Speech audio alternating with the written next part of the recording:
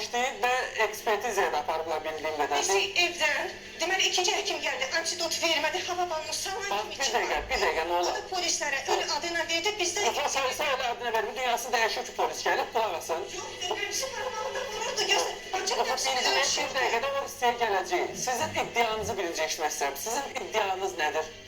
Bizim uşağı diri-diri reanimasiyaya vermədilər, ölü adıyla polislərə təhvil verdilər, bizi evdən aldadaraq xəstəxana adıyla çıxartdılar. Məhkəməyə vermişsinizmi? Məhkəmə olubmu? Apardılar morqa, morqda uşağı güc bəlanla məndən aldılar, güc tətbiqinə.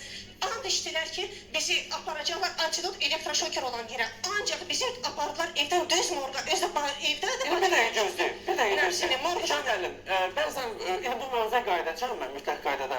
Bəzən o qədər belə hadisələr olur ki, niyə morqda bu analiz olunur? Mən belə başa düşürəm ki, vətəndaş narazı olanda bu ölüm qəsdən oldu deyəndə, nə bilim, mənim qızım salamat idi, oğlum salamat idi deyəndə məcburi ekspertiz olunur ki, sabah bu klinikanın başı ağrımasın da belə deyək və yaxud da ki, məhkəmələrdə həkimin başı ağrımasın.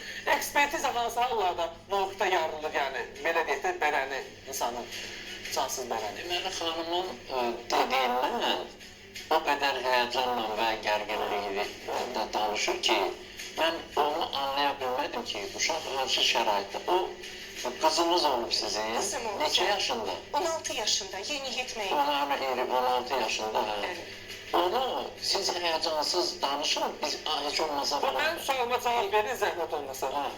Hansı hallarda morqda ekspertiz olunur? Avtoqaza nəticəsində olanda olur. Qətl hadisəsi olanda olur. Vətəndaş özü şübhəli olanda ki, onun adamının, qohumunun, əqrəbasının nəysə, meyil sahibi ki, bəli, öldürürlər, özü deyir ki, tələb edində, bəli, məhkəmə tibbi ekspertiza olur. Nədən öldü deyəndə, dərmandan öldü deyəndə, təbii ki, bu olmalıdır. Burada da, yəni ekspertizanın... Morqdan da şikayət edir ki, niyə morqda olur? Bizi evdən morqa kimin ixtiyarı vardı aparmağa? Bizə dedilər ki, antidot elektroşoker olan yerə aparırlar. Evdə də vermədilər. Evdə də vermədilər. Bizi polis maşınına otuzdular, xəstəxana adı ilə aparıb. Amma morqa apardılar. Morqda da mən, bacım dedi, yoxladı uşağın nəbzini. Dedi ki, uşağın nəbzi var. Amma bizdən uşağı aldılar, bizə söz verdilər. Ləbələ xanım, Bəli.